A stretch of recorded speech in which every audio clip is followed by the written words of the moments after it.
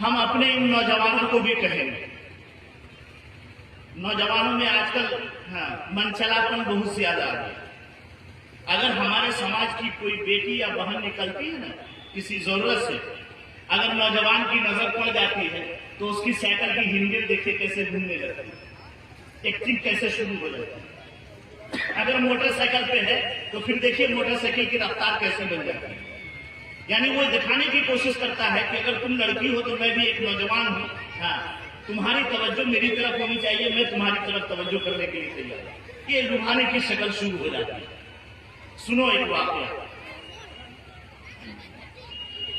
طائف کا ایک نوجوان اللہ کے دربار میں حاضر ہوا اور توبہ توبہ کرنے کے بعد جانے لگا تو کہا کہ آقا صلی اللہ علیہ وسلم ہمیں زنا کرنے کی اجازت دیتے. سنیے، زنا کرنے کی اجازت دیتے. اگر ہم اور آپ ہوتے، مکھیا اور سرپنچ ہوتے، ممبر ہوتے اور اس کے سامنے کوئی نوجوان اس طرح کی بات کر لیتا تو ہم اور آپ سمجھ سکتے ہیں کہ اس نوجوان کا کیا حشر ہو جاتا.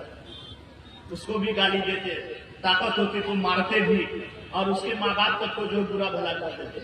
لیکن آقا صلی اللہ علیہ وسلم رحمت للعالمین نوجوان کو بلایا، اپنے پاس بٹھایا، اپنا گھٹنے سے ان کے گھٹنے کو سٹایا اور سینے پر ہاتھ رکھا.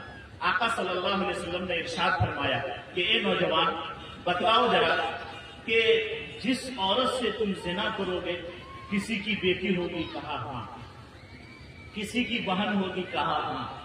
کسی کی بیوی ہوگی؟ کہا ہاں. کسی کی ماں ہوگی؟ کہا ہاں. کہا یہ بتلاؤ اگر کوئی تمہاری جوان بیٹی سے زنا کرے تو تم کو کیسا لگے گا؟ نوجوان تھوڑا سستی میں آیا. پھر آقا نے فرمایا اگر تمہاری خوبصورت سی بیوی ہو، بہن ہو، بیٹی ہو، بہن ہو، اگر کوئی بہن سے جو ہے غلط کاری کرے تو تم کو کیسا لگے گا؟ نوجوان کو تھوڑا چہرے پر شکن پڑنے لگی. پھر آقا نے مہمیز لگاتے ہوئے پوچھا کہ اے نوجوان بتلاؤ تمہاری ایک خوبصورت سی بیوی ہے اور تم کو بھی پیار کر رہی ہے، لیکن کسی اور کا بستر گرم کرنے لگے، کسی اور نوجوان سے وہ زنا کر لے یا نوجوان اس کے ساتھ زنا کرے تو تم کو کیسا لگے گا؟ نوجوان غصے میں آ گیا، غصے میں آ گیا. پھر آقا نے پوچھا کہ حق تو یہ ہے کہ کوئی انسان سماج کا تمہاری مقدس ترین ماں اگر اس کے ساتھ زنا کر لے تو بولو تم کو کیسا لگے گا؟ نوجوان کا پارا آسمان پر چڑھ گیا، کھڑا ہو گیا غصے سے، تلوار رکھے ہوا تھا، نیام سے تلوار نکالا اور کہا کہ اے آقا صلی اللہ علیہ وسلم میری بیٹی بیوی اور میرے سے کوئی زنا کرے یہ تو دور کی بات ہے، اگر کوئی بھی میرے گھر کی طرف غلط نظر اٹھا کر دیکھے گا تو اس تلوار سے اس کی گردن اڑا دی. آقا نے فرمایا کہ اے نوجوان جس طرح تو اپنے گھر کی عورتوں کے بارے میں جذبہ رکھتا ہے، ہر آدمی اپنے گھر کے عورتوں کے بارے میں یہی جذبہ رکھتا ہے کہ اس کے گھر کی عزت محفوظ رہے. تم کیسے ڈاکہ ڈالنے کے لیے تیار ہو؟ اے نوجوانوں میں کہا کرتا ہوں اور اس کو نوٹ کر کے جاؤ کہ دنیا میں کچھ گناہ ایسے ہیں کہ جب تک اللہ اس کی سزا دنیا میں نہیں دیتے ہیں انسان کو موت نہیں آتی ہے. ان گناہوں میں سے ایک گناہ یہ بھی ہے اگر تم نے غلط نظر سے کسی عورت کو دیکھا ہے، تمہاری عورت جب تک غلط نظر سے نہیں دیکھی جائے گی تمہیں موت نہیں آئے گی. اگر تم نے کسی لڑکی پر غلط ہاتھ رکھا ہے، تمہاری لڑکی پر جب تک سماج کا کوئی منچلا غلط ہاتھ نہیں رکھ دے گا تمہیں اللہ موت سے ہمکنار نہیں کرے گا. اگر تم نے کسی عورت کے ساتھ ہنسی مذاق کیا ہے، جب تک تمہاری عورت کے ساتھ ہنسی مذاق نہیں ہو جائے گا تم کو موت نہیں آئے گی. تم چاہو سمجھو گے کہ میرا گھرانہ محفوظ ہے، لیکن یاد رکھو اگر تم گھر سے باہر جا کر یا کہیں بھی جا کر کے کسی عورت سے ہنسی مذاق کر رہے ہو، کیا تم کو پتا کہ تمہارے گھر کی عورتوں سے بھی ہنسی مذاق کر رہی ہو؟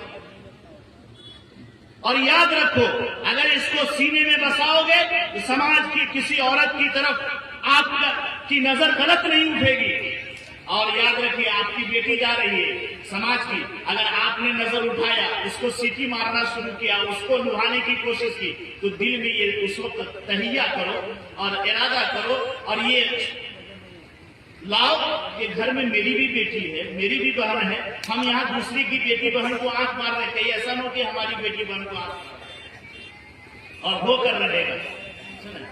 امام شافعی رحمۃ اللہ علیہ نے فرمایا کہ زنا کر رہے گھر کی عورتیں چکاتی ہیں اسے، کیا ہے امام شافعی۔ اس لیے میرے بھائیوں نوجوانوں، آج طے کرو کہ اگر تم نکلو، اگر تمہارے سماج کی کوئی بیٹی بہن یا کوئی اور عورت بے پردگی کے ساتھ جا رہی ہے تو اللہ کے واسطے تم اپنی نگاہ کو نیچی کر لو۔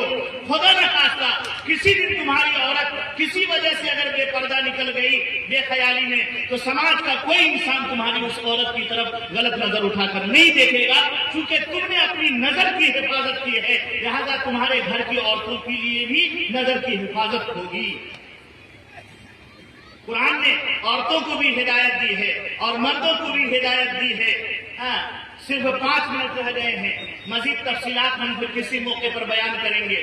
سنیے، آقا صلی اللہ علیہ وسلم نے یہ جو تیسرا کام بتلایا تھا کہ وَأَحْسَنَتْ فَرْجَهَا، میں نے جس کا مطلب بتلایا کہ ہماری مائیں اور بہنیں مکمل طور سے پردے میں آ جائیں۔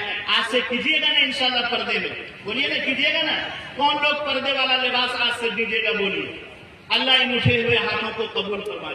دیکھیے اللہ کی طرف عموماً لوگ کہتے ہیں اللہ اوپر ہے، ادھر آپ نے اٹھایا ہے۔ وعدہ مجھ سے نہیں بلکہ اللہ سے آپ نے وعدہ کیا ہے۔ میں یہاں میرے کچھ عزیز بھی ہیں، اسٹیج پر بھی ہیں، اس علاقے میں بھی ہیں، میں وقتاً فوقتاً ان سے پوچھا کروں گا کہ تمہارے اس سماج میں، تمہارے سماج کے لوگوں نے اپنی عورتوں کو، گھر کی مستورات کو پردے والا لباس دیا یا نہیں؟ بہرحال چوتھا اور آخری پیغام جو ہماری ماں اور بہن کے کرنے کو کہا، وہ رہا کہ اے میری وہ بیٹیوں، وہ بہنوں جس کی شادی ہو گئی ہے، شوہر کے پاس چلی گئی ہے، تو وہ شوہر کی مان کر زندگی گزارنے والی بن جائے۔ فالصالحات، نیک بن جائے، یعنی نماز روزے کی پابند ہو جائے۔ اذا صلت المرأة خمسها وصامت شهرها، نماز روزے کی پابند بن جائے۔ فالصالحات قانتات، فرما بردار بن جائے۔ وَأَطَاعَتْ بَعْلَهَا، حدیث میں اسی کی تشریح کی گئی ہے کہ عورت اپنے آپ کو مکمل طور سے پردے میں لے آئے، حافظات بھی لگائے، پردے میں لے آئے۔ وَأَطَاعَتْ بَعْلَهَا، اور اپنے آپ کو شوہر کی فرما بردار بنا کر زندگی گزارنے والی بن جائے۔ وَأَحْسَنَتْ فَرْجَهَا، ترتیب گرچہ الٹی ہوئی ہے لیکن مفہوم وہی ہے، قانتات۔ اس لیے میرے بھائیوں، آج طے کرو کہ انشاءاللہ اپنی ماں اور بہنوں کو یہ 4 کام کرنے دیں گے، انشاءاللہ کرنے دیں گے۔ 5 وقت کی نماز خود پڑھیں گے، ان سے بھی پڑھوائیں گے۔ رمضان کے روزے خود بھی رکھیں گے، ان سے بھی رکھنے کی تلقین کریں گے۔ اور آج سے پردے والا لباس ان کو لا کر دیں گے، باریک دوپٹہ نہیں دیں گے، چست لباس نہیں پہنائیں گے، ہاتھ بازو والا لباس نہیں پہنائیں گے۔ اگر ریڈی میڈ میں نہیں مل رہا ہے تو آپ تھان کے کپڑے خرید کر کے اسے پردے والا، بازو والا اور موٹے، جس میں بدن کے چیزیں نظر نہ آئے ابھار، یہ سب چیزیں کر کے ان کو اچھے لباس دیں گے، تب جا کر کے آپ بھی نیک ہوں گے اور ہمارے گھر کی عورتیں بھی نیک ہوں گی۔ تو یہ تیسرا کام کہ ہم اپنے گھر کی عورتوں کو پردے میں لائیں گے۔ اور آخری کام یہ ہے کہ ان کو بتلائیے کہ جو ہے شادی ہونے سے پہلے ان کو فرائض بتلائیے، واجبات بتلائیے، حقوق کی ادائیگی کے طریقے بتلائیے، شوہر کے کیا حقوق ہیں، بڑوں کے کیا حق ہیں، چھوٹوں کے ساتھ کیسا معاملہ کرنا چاہیے، تاکہ جب اس کی شادی ہو جائے تو اطاعت بعلها، اس تعلیم کی بنیاد پر وہ اپنے شوہر کی فرما بردار بن کر زندگی گزارنے والی بن جائے۔ قیل لها، ایسی عورت سے کل قیامت کے میدان میں کہا جائے گا ادخلی من ای ابواب الجنت شئت کہ جنت کے سارے دروازے کھلے ہوئے ہیں، اے میری وہ بندی جو دنیا میں یہ 4 کام کر کے آئی ہو، بغیر حساب و کتاب کے جنت میں داخل ہو جاؤ۔ بولو آسان کام ہے نا میرے بھائی، کرنے دیجیے گا نا انشاءاللہ، آپ بھی کیجیے اور ان کو کرنے دیجیے۔ ہم سمجھتے ہیں کہ اگر ان چند معروضات پر ہم نے اور آپ نے غور کر لیا اور اپنے سماج پر نظر کر لیا تو یقیناً جانیے اور جذبہ لے کر کے ہم یہاں سے گئے تو انشاءاللہ ہمارے سماج میں سدھار ہوگا، ہمارے سماج میں ترقی ہوگی، ہمارے سماج کی بیٹیوں، بہنوں اور بہووں اور بیویوں کی عزت محفوظ ہوگی اور ہمارے نوجوان کی نسلوں کی حفاظت ہو جائے گی، تاکہ ہم سب مل کر کے اس سماج کو اس راہ سے بھی ترقی پذیر کر سکیں گے۔ اللہ تبارک و تعالیٰ سے دعا فرمائیے کہ اللہ تبارک و تعالیٰ سب سے پہلے ان کہی ہوئی باتوں پر مجھے عمل کرنے کی توفیق عطا فرمائے، ثانیاً اللہ آپ کو بھی عمل کی توفیق بخشے۔